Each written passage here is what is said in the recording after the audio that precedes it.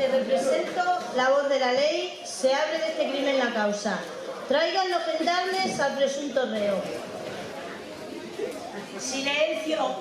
Si callar no sabe el público, me veré obligada a desalojar la sala de este tribunal. Me lo voy a pensar. Y según mi conciencia, sentencia voy a dictar. Y una vez oídas todas las razones, se levante el reo. Se le condene al tormento del fuego y se le comience por los sus calzones.